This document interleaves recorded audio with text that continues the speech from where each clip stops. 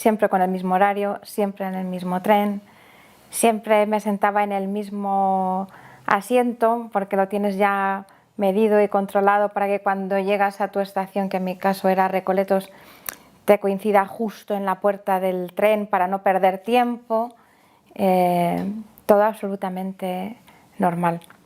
Y de repente, en el Pozo, cuando va a empezar a renovar la marcha, el tren, una explosión fortísima, horrorosamente fuerte, no he oído nunca nada parecido, ¿no? Yo no perdí la conciencia en ese momento. Sí que es cierto que tuve una amnesia inducida por el coma inducido y tardé unos meses en traer los recuerdos a la memoria, ¿no? Pero ahora sí lo tengo clarísimo y entonces también, o sea, en menos de un año ya lo tenía todo clarísimo de todo lo que yo había visto, ¿no? Entonces vi a más hijos del tren, de la chapa, vi restos humanos alrededor de mí, había un chaval a mi lado muy joven que estaba muerto, era todo muy dantesco, ¿no? Muchísimo humo, muy negro. Recuerdo que entró gente que iba a trabajar y que a ellos, gracias a Dios, no les había pasado nada. Entraron por el boquete y estaban mirando a ver si había alguien. Entonces, de repente, cuando llegaron a mi lado, empezaron, está viva, y porque es que yo no me podía ni mover, o sea, ni siquiera podía girar la cabeza para no ver al chico que estaba muerto a mi lado. Es que era bastante duro, ¿no? Entonces, ellos me sacaron la sayita de la reina por el boquete y me dejaron en el suelo. Y una persona de ellos, uno de ellos se quedó con nosotros, se quedó conmigo, dándome la mano, diciéndome todo va a salir bien, no te preocupes, hasta que ya vinieron las asistencias técnicas. Una vez que me montaron en la ambulancia, ahí ya sí no recuerdo nada.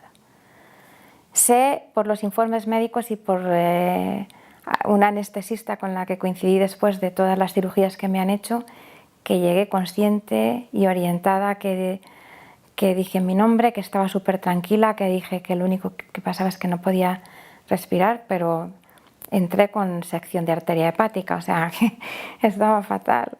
Pero bueno, eso es más o menos lo que recuerdo de ese día. Mi marido me estaba buscando por los hospitales, por todos los sitios y no daban conmigo pero en ningún sitio. Llamaba a mi empresa y decían, no ha venido, pero no te preocupes, que es que hay mucho caos, no os podéis ni imaginar el caos que hay, estate tranquilo, que es que seguro que ya conocemos a Esther y verás cómo aparece en cualquier momento, que no sé cuántos, pero claro, no, imposible.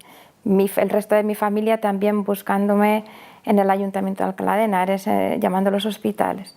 No me encontraban por ningún sitio, ¿no? Entonces, como a las 11 de la mañana, una cosa así, se enteró mi esposo que habían hecho una unidad en el IFEMA para las víctimas y se fue para allá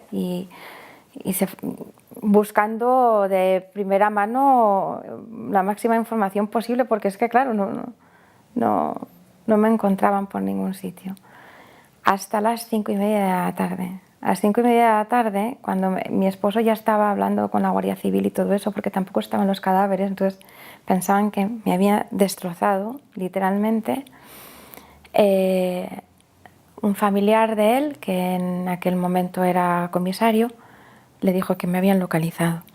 Entonces él fue al Gregorio Marañón contentísimo, y cuando llegó, pues aunque la enfermera le dijo no te preocupes, está muy hinchada, pero es de la explosión, se va a recuperar, cuando me vio en la unidad de críticos se dio cuenta de cuál era la realidad y además los médicos le dijeron 24 horas, o sea, es que estaba en el mismo vagón que la bomba, no hay otra, ¿no? Entonces, para él una angustia tremenda, y mis padres y mis suegros, toda mi familia, una angustia horrorosa, porque además ya teníamos los 2 hijos que tenemos, uno tenía 1 año y medio y el otro 3 años, y claro, veían a esas criaturas y veían en qué estado estaba yo y se les caía el mundo encima, porque es que era impresionante, o sea,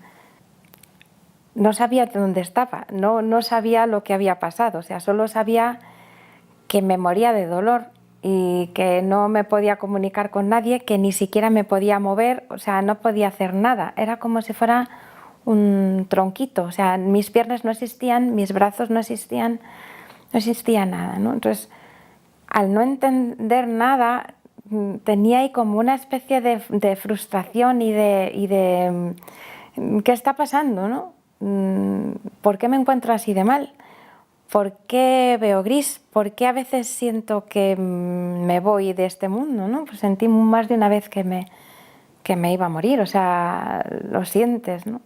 Es una sensación muy difícil de describir, pero sí lo sientes, ¿no? Entonces lloré muchísimo, lloraba un montón, porque es que era lo único que podía hacer, llorar, no podía hablar ni podía nada, ¿no? Entonces,